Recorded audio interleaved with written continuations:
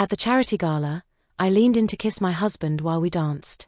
He pulled back like I tried to poison him and said loud enough for everyone to hear, "I'd rather kiss my dog than kiss you." The laughter erupted around us, his colleagues, his friends, all of them howling like it was the punchline of the century. Then Brandon added, making sure his voice carried across the ballroom, "You don't even meet my standards. Stay away from me." More laughter. Louder this time. I smiled like it didn't hurt, like my heart wasn't shattering in front of 50 people who'd watched me shrink myself for 5 years. But when I finally answered, the room went silent. Some words sting, but mine cut deeper than any scalpel I'd ever held. "Remember, when someone asks what you do, just say you work at the hospital," Brandon coached me as I zipped myself into the midnight blue dress he'd picked out 3 days ago. A dress he'd never complimented. "Don't mention you run the cardiovascular surgery department. Nobody here wants to hear about medical stuff at parties." He was rehearsing me again. The same routine before every gathering with his private equity crowd, scripting my responses, coaching my body language, making sure I never accidentally outshone him in front of the people whose approval he craved like oxygen. 5 years ago, he'd bragged to everyone about marrying a heart surgeon. Called me brilliant, showed off my achievements like trophies he'd won. Now he treated my career like an embarrassing secret that might slip out if I wasn't careful enough. Like admitting your wife saves lives for a living was somehow gauche among people who moved money around spreadsheets. I stood in front of our bedroom mirror, adjusting the fabric that cost more than most people's monthly mortgage payment. The dress was beautiful, I suppose, designer label, perfect tailoring, the kind of thing that photographed well for his social media. But it felt like a costume for a play where I'd forgotten all my lines years ago. Behind me, Brandon continued his preparation ritual, checking his tie for the 23rd time. Yes, I counted. It was easier to focus on his obsessive adjustments than to think about the moment everything had shifted, when us had become him and his accessory. "The Richardsons will be there," he continued, scrolling through his phone with one hand while straightening his collar with the other. "Remember, he's in venture capital now, not angel investing. Don't mix that up like last time. And his wife's name is Christine, not Christina. You called her the wrong name at the summer thing." I wanted to tell him that I'd been calling her Christine for 4 years, that the Christina incident was his mistake at the hospital fundraiser. But corrections weren't part of our script anymore. Instead, I watched him transform in the mirror, each adjustment to his appearance another step away from the man who used to wait outside the OR with coffee and bagels after my marathon surgeries. "I saved a 9-year-old girl today," I said quietly, testing the waters. "Her aortic valve was." "That's great, babe." Brandon interrupted without looking up from his phone. "But nobody wants to hear about blood and procedures over cocktails. Makes people uncomfortable. Just stick to light topics. The weather, vacation plans, maybe that new Italian place downtown everyone's talking about." The weather. 7 years of medical school, 4 years of residency, 2 years running the cardiac surgery program at one of the country's top hospitals, and he wanted me to discuss cloud formations with venture capitalists who probably couldn't locate their own hearts without GPS. My phone buzzed with a text from my surgical team. The girl was stable, already asking when she could try out for soccer again. Her father had broken down crying when I told him the surgery was successful, gripping my hands like I'd just handed him back his whole world. Those tears meant more to me than any cocktail party invitation ever could. But mentioning them would violate Brandon's carefully constructed rules of engagement. "Also," Brandon added, finally looking at me through the mirror rather than directly, "Kevin mentioned the Bridgeport fundraiser next month." I told him we'd take a table. "It's 45,000, but it's important for visibility." 45,000 for visibility. Meanwhile, the pediatric ICU needed new monitoring equipment that the hospital board had deemed too expensive at 35,000. I'd been planning to make a personal donation, but apparently our money was already allocated for Brandon's networking opportunities. Our money. When had it stopped being our money and started being his money that I was privileged to access? "Ready?" he asked, though it wasn't really a question. He was already heading for the door, expecting me to follow like a well-trained accessory that knew its place.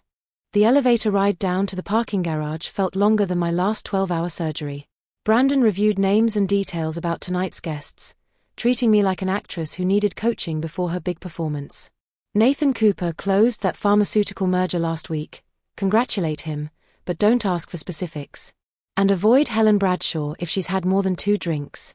She gets chatty about their marriage problems, and we don't need that drama."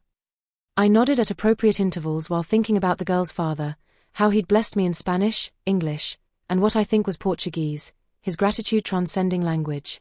That was real. That was substantial. This elevator ride to another party where I'd pretend to be less than I was, this was theater. The valet took our car with practiced efficiency. Brandon's hand moved to my lower back as we entered the Hancock Center lobby, not out of affection, but positioning.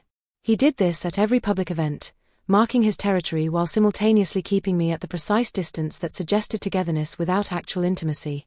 "Remember," he whispered as we waited for the penthouse elevator, "smile more tonight. You looked miserable at the last party. These are important people, Morgan. My career depends on these relationships."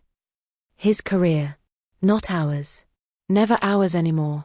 The elevator opened directly into Kevin's penthouse, and I watched Brandon transform completely. His shoulders straightened, his smile activated with practiced precision, his voice dropped to that confident timbre he thought made him sound more authoritative. "Kevin," he called out, releasing my back to shake hands with the enthusiasm that would disappear the moment we got home. "Brandon. And Morgan." Kevin added my name like an afterthought, his eyes already moving past me to see who else had arrived. This was my role now, the afterthought, the plus one, the silent partner in a partnership that had become anything but equal. Helen Bradshaw approached with air kisses and champagne that sloshed dangerously close to the rim. "Morgan, darling, you look stunning. That dress is divine. Brandon has such good taste." Even my appearance wasn't my own achievement anymore. The dress I wore, the shoes I stood in, the careful way I'd styled my hair, all credited to my husband's selections, as if I were a doll he dressed for display. "Thank you," I responded with a measured tone I'd learned kept conversations brief. Too much enthusiasm invited follow-up questions. Too little marked me as difficult. The balance was exhausting. "Morgan works at the hospital," Brandon interjected smoothly when Kevin asked what I'd been up to lately. "Just works at the hospital. Not runs the cardiovascular surgery department. Not saved a child's life today. Not makes 3 times your salary keeping people alive. Just works at the hospital, like I organized filing systems or processed insurance claims." I stood there in my expensive dress, holding champagne I didn't want, smiling at people who looked through me rather than at me, and made a decision. Tonight would be different. Tonight I would try one more time to connect with the man I'd married, to find some remnant of the person who'd once been proud of my accomplishments instead of threatened by them. One more attempt to salvage what we'd built before it collapsed entirely. If that failed, and part of me already knew it would, then at least I'd know I'd tried everything before whatever came next.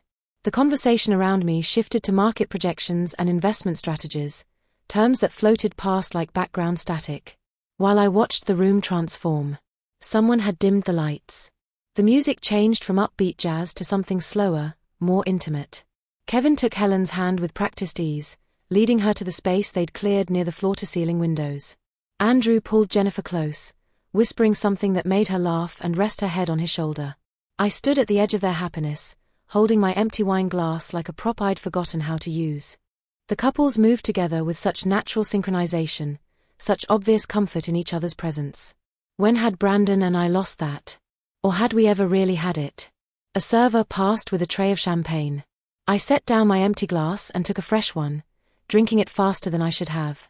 The bubbles burned slightly, giving me something to focus on besides the growing ache in my chest. Across the room, Brandon was deep in discussion with Derek and some client whose name I'd already forgotten. His hands moved animatedly as he explained something that had them all nodding like synchronized puppets. The piano intro of a song I recognized filled the space. Not the exact song that had played at our wedding reception at the Peninsula 5 years ago, but close enough to make my breath catch. That night, Brandon had pulled me onto the empty dance floor at 2 a.m, both of us barefoot and drunk on champagne and possibility. "We're going to have such a beautiful life," he'd whispered against my ear. "Kids, a house in Winnetka, Sunday mornings reading the Tribune on the porch. Everything, Morgan. We're going to have everything." The memory pushed me forward before I could think better of it. My hand found Brandon's elbow, the fabric of his suit jacket smooth and expensive under my fingers. The conversation stopped mid-sentence. Derek looked at me with barely concealed irritation. The client seemed confused. Brandon's jaw tightened in that way that meant I'd broken protocol. "Dance with me." The words came out smaller than I'd intended. More plea than invitation. Brandon's eyes flicked to his colleagues, calculating the social mathematics of the moment. Refusing would look bad. Accepting would interrupt his networking. I could see him weighing options, finding the path of least resistance. "Gentlemen, if you'll excuse me," he said with a smile that didn't reach his eyes. "Duty calls." Duty. That's what I'd become. His hand on my waist felt perfunctory, positioned at the exact distance that suggested marriage without intimacy. My hand on his shoulder met fabric that might as well have been armor. We began to move, but it was mechanical, like two strangers following dance class instructions rather than a married couple sharing a moment. "The Henderson deal looks promising," he said, his eyes focused somewhere over my shoulder, probably tracking who was talking to whom, which connections were being made without him. "That's nice," I murmured, trying to pull him closer, to find some echo of the man who'd once danced with me until sunrise. His body resisted, maintaining that careful distance. Everything about him radiated impatience, the tap of his fingers against my waist, the way his weight shifted like he was already planning his exit, the constant surveillance of the room that meant I wasn't worth his full attention even for one dance. Around us, other couples swayed with easy intimacy. Helen had her arms wrapped around Kevin's neck, her heels abandoned somewhere, laughing at something he'd whispered. Jennifer and Andrew were barely moving, just holding each other like the rest of the room had disappeared. The wine and the music and the memory of better times created a moment of dangerous hope. Maybe if I could just bridge this distance, just remind him of what we used to have. I watched Helen kiss Kevin's cheek, saw Andrew brush Jennifer's hair back with gentle fingers, noticed how every other couple seemed to exist in their own private bubble of affection. I leaned in. It wasn't meant to be dramatic or passionate. Just a simple kiss, the kind married people share at parties when the music is soft and the lighting is forgiving. The kind that says, "We're still here. Still us. Still together despite everything." Brandon jerked back so violently that several people turned to look. His face contorted with genuine disgust, as if I'd tried to force something toxic into his mouth. And then, loud enough for everyone to hear, clear enough that the music couldn't mask it, he said the words that would replay in my mind forever. "I'd rather kiss my dog than kiss you." The laughter was immediate and cruel. Kevin nearly spilled his drink. Helen's hand flew to her mouth in delighted shock. Derek actually applauded, as if Brandon had just delivered a punchline they'd all been waiting for. The sound crashed over me in waves, each laugh a separate wound, each chuckle a confirmation that I was the joke, had always been the joke. But Brandon wasn't finished. The laughter had fed something in him, validated whatever narrative he'd been constructing about us, about me. He raised his voice, making sure everyone could hear the encore. "You don't even meet my standards. Stay away from me." More laughter. Someone whistled. A phone appeared in someone's hand. Were they recording this? My face burned, but my body had gone cold, frozen in the center of their amusement like a specimen pinned for examination. The room spun slightly, not from the champagne, but from the sudden devastating clarity that flooded through me. Every red flag I'd ignored assembled itself into a parade of truth. The anniversary dinner he'd cancelled for an urgent client meeting that his Instagram revealed never happened. The separate bedrooms during stressful quarters that had somehow extended for 9 months. The way his clothes sometimes smelled like perfume I didn't own. The mysterious charges on our credit card he'd explained away as client entertainment. The way he'd stopped saying "I love you" except as a response, never an initiation. I stood there in my expensive dress, surrounded by laughter that sounded like breaking glass, and understood with perfect clarity that I'd been performing CPR on something that had been dead for years. I'd been so focused on trying to revive what we'd had that I hadn't noticed the corpse had started to rot. Something shifted inside me, a tectonic plate sliding into a new position. The humiliation was still there, burning like acid. But underneath it, something else emerged. Something cold and calculating, something that understood the difference between being hurt and being destroyed. They were still laughing, but I wasn't broken. Not anymore. My smile started small, just a slight upturn at the corners of my mouth. Not the polite smile I'd perfected for these gatherings. Not the diplomatic expression I wore during hospital board meetings. This was something else entirely, something that came from a deeper place, from the part of me that made life or death decisions in operating rooms. And I watched as it made the laughter around me falter and die like a flame suddenly deprived of oxygen. "You know what, Brandon?" My voice came out steady, clinical, the same tone I used when explaining terminal diagnoses to families. "You're absolutely right. I don't meet your standards." His smirk widened, mistaking my agreement for surrender. Derek chuckled and clapped him on the shoulder. Kevin raised his glass in mock salute. They thought they were witnessing my final humiliation, my acceptance of his public rejection. Your standards require someone who doesn't know about the Fitzgerald account. The words landed like surgical instruments on a steel tray. Brandon's expression shifted, the smugness draining away as if someone had pulled a plug. His eyes darted to Derek, then back to me. The room had gone quiet enough that I could hear the ice settling in someone's glass. What are you talking about? Brandon's voice had lost its confident timbre. I reached into my clutch and pulled out my phone, the device suddenly feeling like a weapon I'd been concealing all evening. Your standards need someone who hasn't spent the last 4 months documenting every discrepancy in our accounts. Someone who didn't hire a forensic accountant when she noticed $60,000 moving through shell companies in the Caymans. Helen leaned forward, her perfectly contoured face showing the first genuine emotion I'd ever seen from her. Kevin set down his drink with a sharp click against the marble counter. The atmosphere in the room had shifted from cruel amusement to electric tension. This is ridiculous, Brandon said, but his voice cracked on the last syllable. I swiped through my phone with deliberate slowness, letting each motion build the tension. Here's the audit report. Shell company registration documents. Bank transfers dated the same days you claimed to be at conferences that, interesting fact, you never actually attended. I turned the screen toward the crowd, watching them lean in like moths to a flame. And Derek? March 22nd, 4:15 p.m. Should I play the recording of you two discussing how to destroy evidence before the quarterly review? Derek's face went from tan to grey in seconds. You can't. I touched the play button. Brandon's voice filled the room from my phone speaker, tinny but unmistakable. We need to wipe everything before Phillips checks the books. Transfer it through the subsidiary, then close it down. Make it look like a client error. Someone dropped a glass. The sound of it shattering against marble punctuated Brandon's recorded confession perfectly. Kevin stumbled backward, his hand reaching for the wall to steady himself.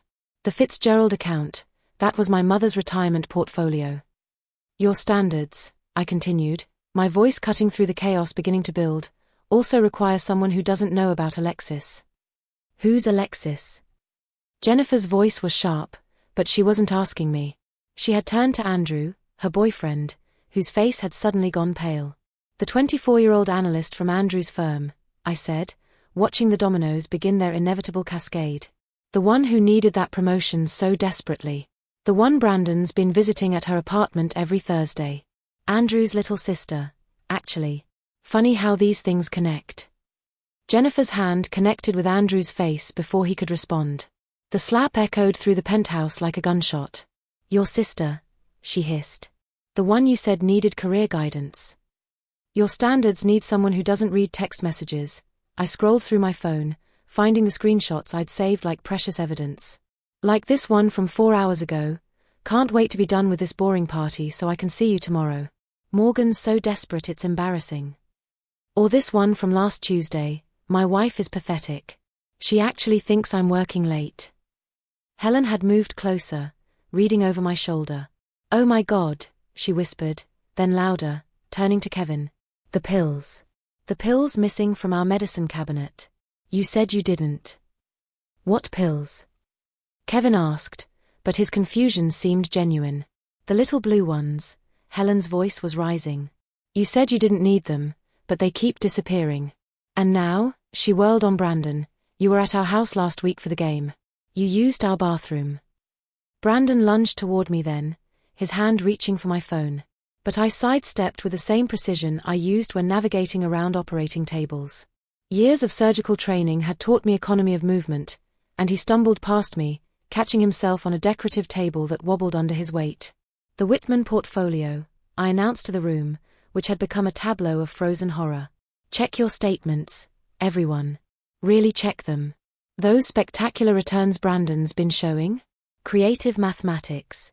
The money's been siphoned into accounts in Panama. The FBI knows about all of it. You're lying.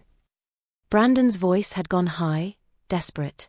I pulled up another document on my phone. The federal prosecutor's office disagrees. This is the confirmation that arrest warrants will be served Monday morning at your firm. During the partner meeting, specifically. Agent Morrison thought that timing would be particularly effective. The room erupted. Kevin was shouting about his mother's money. Helen was screaming at Kevin about the pills, asking how he could not have known. Jennifer was demanding Andrew explain his role in everything while he stammered denials.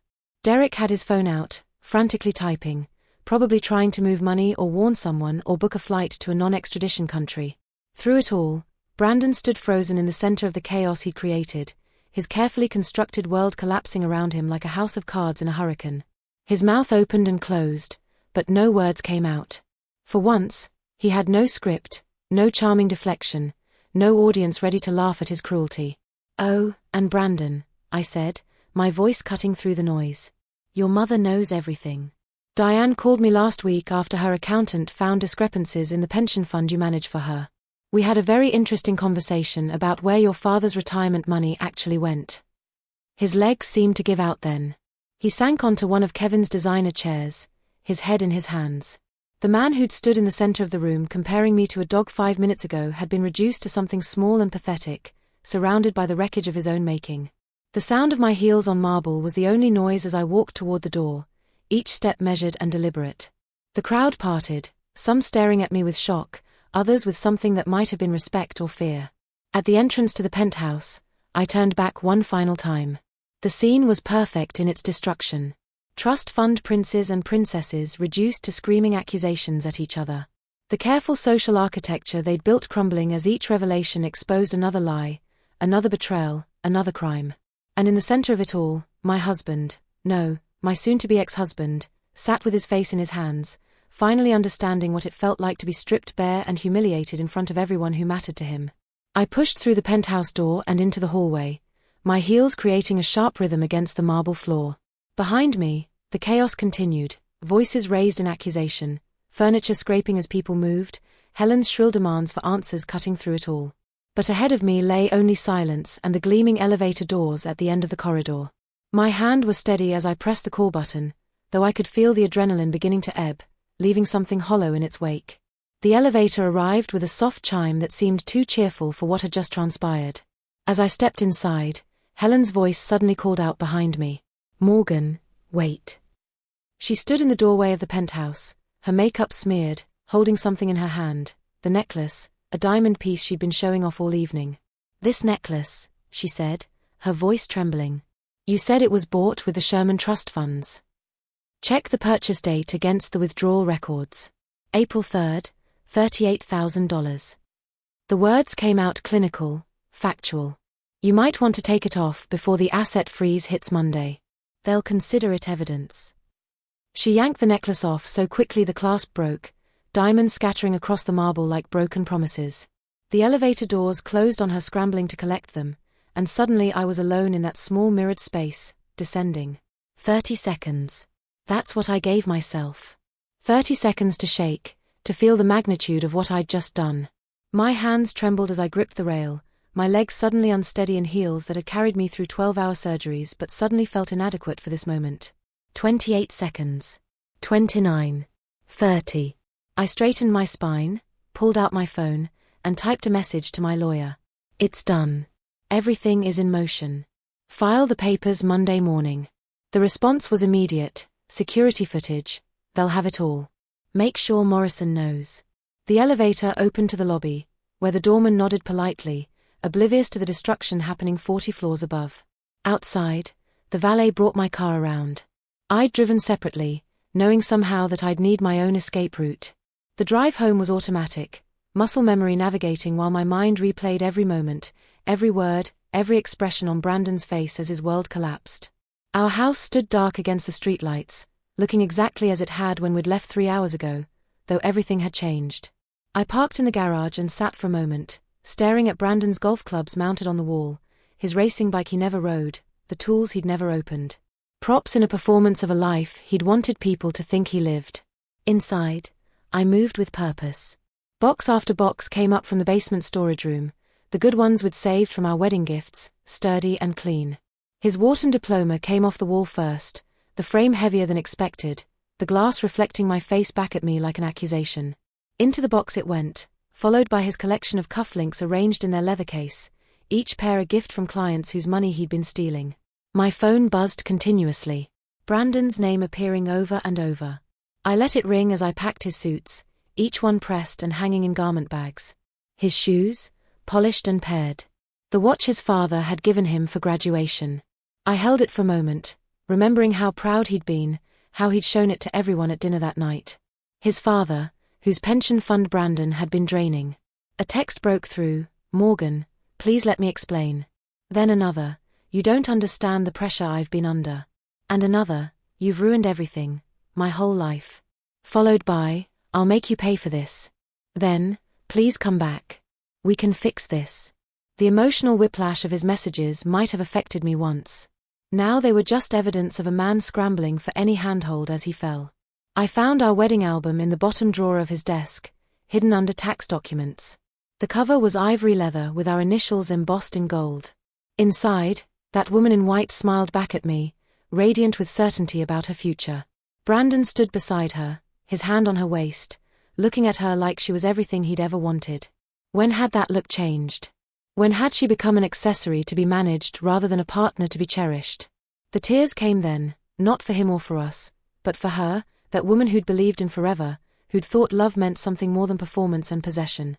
I sat on the floor of his office, surrounded by boxes of his life, and cried for the death of her naive faith in happy endings. My phone rang. My sister's name appeared on the screen. "I saw Helen's Instagram story," Riley said without preamble. It cut off mid-scene, but there was screaming. "Are you okay? Can you come? I'm already in the car. Be there in 4 hours."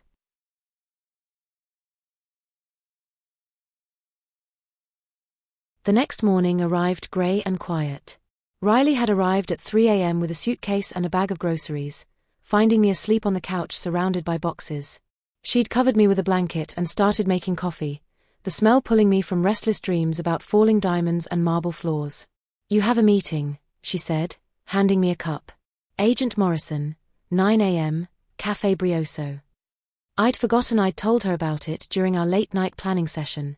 Agent Morrison was already there when I arrived, sitting in a corner booth with clear sight lines to both exits, habits of the profession, I supposed. She stood when she saw me, professional but not unkind. "Dr. Hayes. Soon to be Dr. Reeves again, I assume." I nodded, understanding.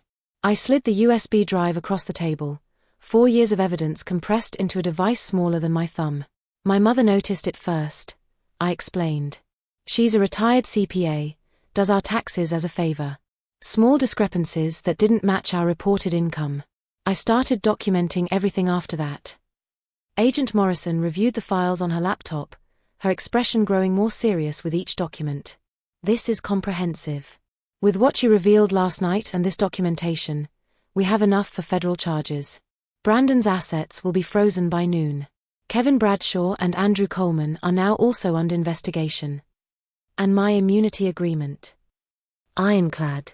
You were unaware of the criminal activity when it began, you reported it as soon as you discovered it, and you're cooperating fully. You're protected." Back home, Riley had rearranged the furniture, pushing Brandon's chair into the garage, centering the couch I'd bought before meeting him. The one he'd always complained was too modern, too grey, too something. "He hated this couch," I said, sinking into it. "Remember when he made you skip Dad's retirement party?" Riley said suddenly. "Said it was a critical client dinner." I nodded, remembering the disappointment in our father's voice when I'd called to cancel. I saw Instagram photos that night. He was at some nightclub opening with that crowd. No clients. Just champagne and people who weren't you. We sat in comfortable silence, sisters who'd grown apart during my marriage now finding their way back. Riley pulled out her laptop, and together we began making lists. Lawyer appointments, financial advisors, therapist recommendations. Practical steps toward a life that would be mine alone. Monday morning arrived with unexpected sunshine streaming through the hospital windows. Riley had left for Boston at dawn, promising to return next weekend, and I'd driven to Northwestern Memorial on autopilot, my mind carefully compartmentalized between the surgery ahead and the knowledge of what was happening across the city. The patient was 16, a volleyball player from Lincoln High who'd collapsed during practice with a previously undetected heart defect. Her parents sat in the waiting room holding hands with the same desperate hope I'd seen hundreds of times before. I focused on their faces as I explained the procedure, using their fear to anchor myself in this moment, this purpose, this life that existed separate from the destruction unfolding in downtown office buildings. In the operating room, my team assembled with practiced efficiency. Dr. Chen, my senior resident, studied the monitors while making notes. Lisa, my favorite surgical nurse, laid out instruments with methodical precision. They moved around me like a well-rehearsed orchestra, unaware their conductor was internally tracking time, knowing that at exactly 10 a.m., FBI agents would be walking into Hawthorne Capital Partners. "Scalpel," I said, my voice steady through the surgical mask. The weight of the instrument in my hand felt like truth, like something real and purposeful. Here in this sterile room with its controlled environment and clear objectives, I could save a life while another life, the one I'd built with Brandon, officially ended. The surgery stretched into its third hour when Dr. Chen commented on my unusual calm. "You're different today, Dr. Reeves. More focused somehow." If only he knew that every precise cut, every careful suture was a meditation against imagining Brandon's face when agents entered that conference room. The partner meeting always started at 10 sharp. Phillips would be mid-presentation about quarterly projections when the doors would open. The arrests would be public, visible, impossible to spin or explain away. 4 hours in, we encountered unexpected scar tissue from an old injury the girl hadn't mentioned. I worked through it methodically, rerouting vessels with the same patience I'd used to document 4 years of financial crimes. Every challenge in this surgery could be solved with skill and persistence. Unlike marriages built on lies, hearts could actually be repaired. 6 hours and 42 minutes after the first incision, I closed the final suture. The girl's heart beat strong and steady on the monitors, a rhythm that would carry her through decades of games and graduations and all the life Brandon had tried to steal from retirees whose pensions he'd plundered. "Beautiful work," Dr. Chen said as we scrubbed out. "That kid's going to play college volleyball because of you." I peeled off my surgical cap, my hair damp with perspiration, and checked my phone. 23 missed calls. 4 from numbers I didn't recognize, likely reporters. The rest from various partners at Brandon's firm. The news had broken. In my office, I'd barely sat down when Helen Bradshaw appeared in my doorway. Gone was the perfectly coiffed woman from Friday night's party. Her designer clothes had been replaced with a simple Target dress, her face bare of makeup except for streaks of mascara that suggested she'd been crying in her car. "Can I come in?" Her voice was small, uncertain. I gestured to the chair across from my desk. She sat carefully, as if she might break something, including herself. "Kevin was arrested an hour ago," she said, the words tumbling out. "They came to the house, the FBI. They had a warrant. They took everything, computers, files, even our phones. I had to borrow my neighbor's cell just to make calls." I waited, not offering comfort or condemnation, just space for her to continue. "Our accounts are frozen. All of them. Even my personal checking account from before we married. I can't access anything." She laughed, but it was hollow, broken. I went to 3 ATMs trying to get cash for gas. The girl at the bank looked at me with such pity when she explained the federal hold. "I'm sorry you're going through this," I said, meaning it. Whatever Helen's faults, she hadn't orchestrated the crimes. "Are you?" She looked up sharply. "Because I laughed. Friday night, when Brandon said those things to you, I laughed. I've laughed at you for years, Morgan. Every party, every gathering, we all did. We called you the Ice Queen, the robot surgeon who didn't know how to have fun." The confession hung between us like a scalpel waiting to cut. "And the whole time," she continued, tears falling freely now, "Kevin was stealing from his own mother, from clients who trusted him. He had affairs, multiple affairs. There's apparently a whole separate credit card I never knew about. The FBI agent asked me about trips to Vegas I didn't even know happened." She pulled a tissue from her purse, a regular purse, not the designer bag she usually carried. "I was so busy feeling superior to you, laughing at your marriage, that I never looked at my own. We were living the same lie, except you were smart enough to see it." My desk phone rang. I let it go to voicemail, but the display showed a name that made Helen flinch, Hawthorne Capital Partners. "They're all calling me," I said. "Former colleagues of Brandon's. Some fishing for information, trying to figure out their exposure. Others wanting to distance themselves, make sure I know they had no idea what was happening." "Did they know?" Helen asked. My phone buzzed with a text from a number I recognized, Brandon's former assistant, Whitney. Dr. Reeves, I wanted you to know that we all knew about Alexis. About the others too. He used to brag about it at happy hours. Said you were too focused on work to notice. Said he was planning to leave once the Singapore deal closed. I kept documentation if you need it for divorce proceedings. I showed Helen the message. She read it twice, her face crumpling. They all knew, she whispered. At every party, every dinner, they all knew our husbands were destroying us for sport. My phone rang again. This time I recognized the number, Diane Hayes, Brandon's mother. I'd been dreading this call. I should take this, I told Helen. She stood to leave, then paused at the door. Morgan? That strength they mocked you for? Don't lose it. It's the only reason you're still standing while the rest of us are falling apart. Diane's voice was crisp when I answered, decades of New England breeding barely concealing her emotion. Morgan, I owe you an apology. Not hello, not how are you. Straight to the point, like always. I've been a terrible mother-in-law. I disapproved of your career, thought you should focus on giving me grandchildren, criticized you for not supporting Brandon's ambitions properly. I said nothing, letting her continue. I hired an investigator 6 months ago, she said. The pension account irregularities were too obvious to ignore. I know everything, the affairs, the stealing, the lies. I've already spoken to the federal prosecutor. I'll testify against my own son if necessary. Diane. He was trying to transfer the house into my name, she interrupted. Did you know that? To hide assets from potential lawsuits. The paperwork was drawn up but never filed. He must have gotten distracted by his scheming. She paused. I raised him better than this. His father would be devastated. 3 months had passed since the arrests, and autumn had turned Chicago's skyline into a study of steel and gold. I sat in my home office, the one Brandon had never entered because it was too cluttered with medical journals, composing an email to David Chen, a legal blogger whose readership included every major firm in the city. The subject line read simply, documentation you should see. The attachments included court filings, arrest records, and a detailed timeline of the fraud that I'd compiled with my lawyer's blessing. Every document was public record, but scattered across different databases. I was simply consolidating them into one devastating package that would appear first whenever anyone searched Brandon's name for the next decade. My phone buzzed with a text from Alexis. We'd been in contact since I'd connected her with Rachel Kaufman, an attorney who specialized in cases against predatory executives. Lawsuit filed this morning. Emotional distress and pregnancy discrimination. Rachel says the timing with your document release is perfect. Thank you, Morgan. I'd never expected to become allies with my husband's mistress.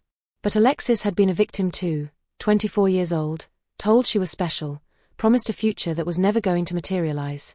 She was 8 months pregnant now, living with her parents in Milwaukee, rebuilding a life that Brandon had derailed with his lies. That evening, I attended the Chicago Children's Hospital Charity Gala, the same event where I'd met Brandon 7 years ago. Back then, I'd been the promising young surgeon he'd pursued. Now I walked in alone, my presence creating ripples of whispered conversations throughout the ballroom. Morgan, darling, Dorothy Richardson approached, her smile tight with curiosity. How brave of you to come. Brave. As if attending a charity event required courage. As if I were the one who should be hiding. The children's ward needs support regardless of personal circumstances, I replied, accepting a champagne flute from a passing server. Throughout the evening, I watched the social choreography unfold. Brandon's former colleagues clustered in corners, their bodies angled away from anyone tainted by association with the scandal. Kevin's former clients moved through the room like refugees, trying to establish new alliances while their frozen assets left them scrambling. Near the silent auction tables, I overheard Derek's wife, Amanda, speaking to a small group of women. We had no idea, of course. Derek barely knew Brandon outside of work functions. I activated the recording app on my phone, keeping it casually at my side. Please, another woman laughed. Derek was at every guy's night. Remember that Miami trip last year? My husband said they were practically celebrating something. Now we know what, the Singapore deal. Derek mentioned it once, Amanda admitted, her voice dropping. Said Brandon had found a creative solution to the funding problem. We should have known creative meant illegal. These admissions, these small acknowledgements of willful blindness, were building blocks in a larger structure of accountability. My lawyer would be very interested in Derek's prior knowledge of the Singapore deal. The divorce proceedings had begun 2 weeks earlier, and Brandon had arrived with a strategy that was breathtaking in its audacity. His attorney argued that my substantial surgical income should be factored into the settlement, that my earnings should offset his current inability to work due to the criminal proceedings. Your Honor, Brandon's attorney had stated, Dr. Reeves earned over $450,000 last year. Mr. Hayes's career has been destroyed by federal charges, my attorney Claire interrupted. Not allegations, charges based on evidence Dr. Reeves provided after discovering her husband's criminal activity. Claire then produced a folder that made Brandon visibly pale.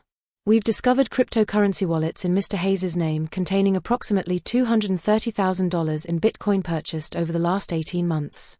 Additionally, there's an art collection valued at $340,000 stored in a climate control facility in Evanston under his mother's name, but paid for with marital assets.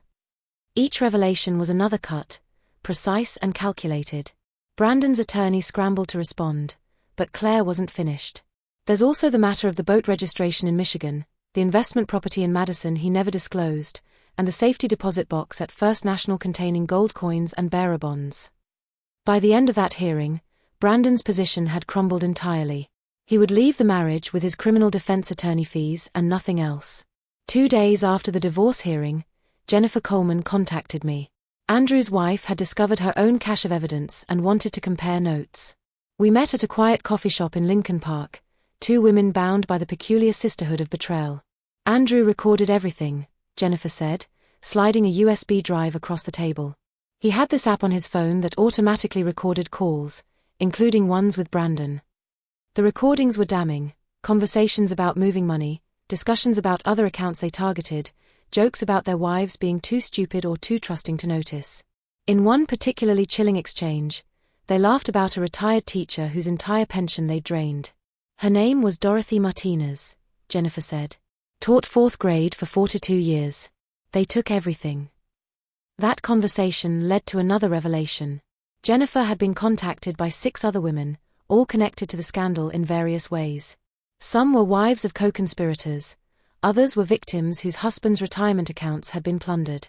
We organized a meeting at my house the following week. 8 women gathered in my living room on a Thursday evening. We ranged in age from 24 to 71, united by our connection to this web of financial crime and emotional violence. There was Carol Peterson, whose husband's entire 401k had vanished. Linda Washington, whose husband had been Derek's partner before the firm collapsed. Maria Torres, who discovered her husband had been facilitating the money laundering. We're not just victims, I said, opening the meeting. We're witnesses. We have information that can expand this investigation, ensure everyone involved is held accountable. Carol nodded firmly. I've been documenting everything for months. My husband thought I didn't understand finance because I was a kindergarten teacher. He was wrong. Over wine and carefully organized evidence, we built our case. Each woman contributed pieces, recorded conversations, suspicious documents, financial records that didn't add up. Linda had emails showing the crime went back 6 years. Maria had photographs of meetings that were supposedly never held. They thought we were decorations, Maria said, her voice steady with controlled anger. Pretty things to display at parties while they built their empires on theft. They never imagined we were paying attention. By the end of that evening, we had enough additional evidence to expand the federal investigation significantly. Our group chat became a command center for accountability, each woman committed to ensuring that justice reached beyond just the primary conspirators. As I cleaned up after everyone left, I found a sticky note Jennifer had left on my kitchen counter. They called us trophy wives. Let's show them what trophies are really made of, solid gold and impossible to break. I tucked Jennifer's note into my kitchen drawer, a small reminder of the solidarity we'd built from shared devastation. 9 months had passed since that first gathering, and today we would all sit together again, but this time in a federal courtroom for Brandon's sentencing. The courthouse stood against a harsh April sky, its limestone columns looking like bars already. I arrived early, wanting to review my victim impact statement one final time. The paper trembled slightly in my hands, not from fear, but from the weight of speaking for so many who'd been silenced by shame and confusion. The courtroom filled gradually. Diane arrived wearing black, her face composed but aged by months of revelation about the son she'd raised. Behind her, the other women from our group filed in: Carol, Linda, Maria, Jennifer, and 4 others who joined us as the investigation widened.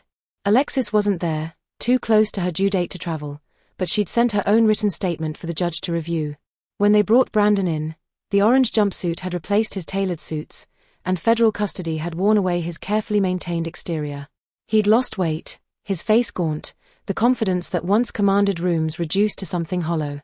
His eyes searched the gallery until they found mine, holding my gaze for a moment before I looked away. "Dr. Reeves." The prosecutor addressed me when my turn came. "You may deliver your statement." I stood, my heels clicking against the courtroom floor with the same rhythm they'd had leaving Kevin's penthouse that night. The podium felt solid under my hands as I began. "Your Honor, I'm not here to talk about the money Brandon stole, though the damage extends to dozens of families. I'm here to talk about the theft that doesn't show up in financial records, the systematic destruction of trust disguised as marriage." Brandon shifted in his seat, his shackles making a small metallic sound. "For 5 years, I was married to a man who treated cruelty as entertainment, who would publicly humiliate me at social gatherings, then gaslight me into believing I was too sensitive when I objected. I found receipts hidden in his home office, jewelry, designer handbags, spa treatments, gifts purchased but never given, kept as trophies of deception, while he told me we needed to budget more carefully." Diane made a small sound, pressing a tissue to her eyes. "Those same receipts were filed with documentation for Alexis Harrison's apartment, as if betrayal was just another business expense to be categorized and filed. He kept spreadsheets, Your Honor, actual spreadsheets tracking his lies, his affairs, his stolen money, with the same precision he used to track our household expenses while telling me my surgical equipment purchases were excessive." I looked directly at Brandon then, watching him shrink into himself. At a party, in front of colleagues and friends, he told me he'd rather kiss his dog than kiss me, that I didn't meet his standards. That room laughed while my marriage publicly ended, turned into entertainment for people who knew about his affairs, his theft, his complete moral bankruptcy, but said nothing because it was more fun to watch me not know. The judge leaned forward slightly, his expression grave. The financial crimes destroyed retirements and futures. But the emotional violence he wielded destroyed something deeper, the ability to trust, to feel safe in your own home, to believe that love means something more than performance and possession. He didn't just steal money. He stole years of my life, my confidence, my faith in partnership. That theft has no restitution amount. I returned to my seat as others gave their statements. Dorothy Martinez, the retired teacher, speaking about losing her entire pension. Kevin's mother describing the betrayal of trusting her son's best friend. Alexis's written statement read aloud about workplace predation and abandoned promises. When the judge finally spoke, his voice carried the weight of everything he'd heard. "Mr. Hayes, the federal guidelines suggest 6 years for your financial crimes. However, the aggravating factors here, the breach of fiduciary trust, the exploitation of marital assets, the systematic nature of your deception, warrant a departure from those guidelines. I sentence you to 8 years in federal prison, followed by 5 years of supervised release and full restitution to all victims." The gavel came down with finality. As the guards prepared to lead him away, Brandon turned toward me, mouthing words that looked like "I'm sorry." But I was already turning away, reaching for Jennifer's hand, then Carol's, creating a chain of women who'd survived similar devastation and found strength in shared truth. Diane approached as we left the courtroom. "Morgan, what he said in there, I never understood what he put you through. I failed you as a mother-in-law, and I'm deeply sorry." That evening, my apartment filled with the same women who'd gathered months earlier, but the atmosphere had shifted from grief to something resembling hope. Jennifer arrived with champagne purchased with funds from Andrew's seized assets, a detail that made us all smile grimly. "To justice," Carol raised her glass. "To survival," Linda added.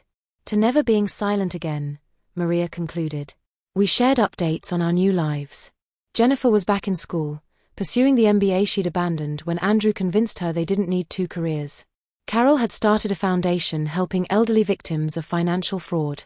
Linda was dating again, slowly, carefully, but with hope. "I got a letter from Alexis," I announced, pulling it from my purse.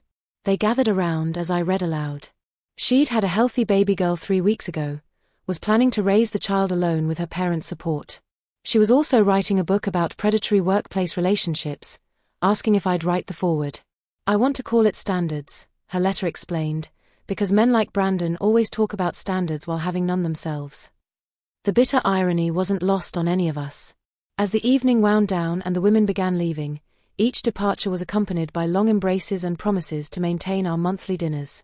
We'd become an unlikely family, bonded by betrayal but defined by our resilience. Jennifer was the last to leave, pausing at my door. You know what struck me most about your statement today? You didn't just expose what he did. You exposed who he really was. There's something powerful about that kind of truth. After she left, I stood at my window looking out at the city lights. Somewhere in Federal Holding, Brandon was beginning his 8-year sentence. Somewhere in Milwaukee, Alexis was adjusting to new motherhood. Somewhere in this city, other women were living with similar secrets, similar shame, similar confusion about love versus control. I thought about the woman I'd been at Kevin's party, standing frozen while strangers laughed at my humiliation. She felt like someone I'd known once but could barely remember now. In her place stood someone harder, perhaps, but also clearer. Someone who understood that real strength wasn't about enduring cruelty, but about exposing it, completely and without apology. The morning light streamed through the floor-to-ceiling windows of my new office at Northwestern Memorial. 6 months after the sentencing, the hospital had promoted me to Chief of Cardiovascular Surgery. My phone buzzed with a message from Riley. Dad's surprise party this weekend. He's finally retiring for real this time. You're coming, right? No excuses. I smiled, typing back, wouldn't miss it. Another text came through, this one from Agent Morrison. Final restitution hearing next month. All victims will receive full compensation plus interest. Thought you'd want to know. I forwarded the message to our group chat. Within minutes, responses flooded in, celebration emojis from Carol, a prayer hands from Maria, a simple finally from Linda. My office phone rang. The caller ID showed Senator Catherine Wallace. Dr. Reeves, she said warmly. My daughter Sarah wants to thank you personally. She just got accepted to Northwestern's pre-med program. Says you're the reason she wants to become a cardiac surgeon. That's wonderful news, Senator. Also, I wanted to follow up on that healthcare committee position we discussed. We need your voice in Washington. People who understand both the medical system and systemic abuse. Will you consider it? I looked around my office, the diplomas on the wall now bearing only my name, the photos of successful surgeries, the thank you cards from patients and families. This space was mine, earned through years of dedication and skill that no one could diminish or take away. I'll consider it, I said. But my surgeries come first. Always. I wouldn't have it any other way. That evening, I met the group at our favorite restaurant in Lincoln Park, the monthly dinner that had become sacred ritual. 8 women who'd walked through fire and emerged not just intact, but transformed. I have news, Carol announced, her eyes bright. The foundation just received a major grant. We can help 50 more families recover from financial fraud. 50 more people who won't have to fight alone. We toasted to that, to Carol's persistence, to the way she'd turned her pain into purpose. I started dating someone, Linda said quietly, almost shyly. His name is Thomas. He's a high school math teacher. Completely boring in the best possible way. No secrets, no games, just honest.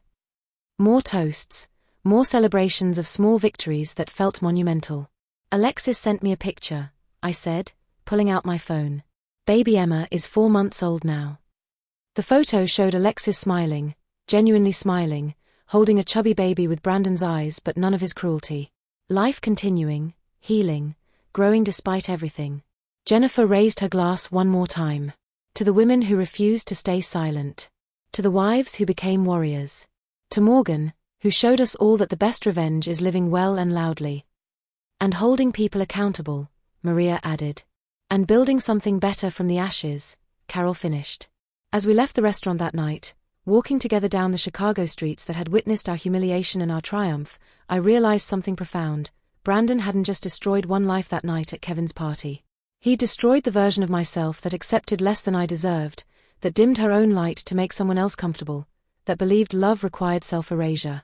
His cruelty had been the catalyst, but my response, My choice to document, expose, and rebuild, that was mine alone. The woman who'd stood frozen on that dance floor was gone. In her place stood someone who saved lives in operating rooms and courtrooms, who spoke truth to power, who built communities from shared survival. Someone who understood that real standards weren't about who you could tear down, but who you chose to lift up, including yourself. My phone buzzed one last time as I walked to my car. A text from an unknown number. Dr. Reeves. My name is Ashley. My husband is a partner at an investment firm. I think something's wrong with our accounts. I saw your article. Can you help me? I stopped under streetlight, the spring air cool against my face, and typed back. Yes. You're not alone. Let me connect you with some people who can help. Because that's what we did now. We caught each other when we fell. We believed each other when we spoke. We stood together when the world tried to silence us. Some words sting. Others cut deeper. But the truest words, the ones that matter most, are the ones we finally say to ourselves. I deserve better. I am enough. I choose me. And I'll help others choose themselves too. If this story resonated with you, hit that subscribe button right now. My favorite part was when Morgan pulled out her phone at the party and started revealing those forensic audits, watching Brandon's smug victory transform into complete devastation in front of everyone who'd laughed at her humiliation. What was your most satisfying moment? Drop it in the comments below. Don't miss more gripping stories of betrayal and triumph. Subscribe and hit that notification bell so you never miss an upload.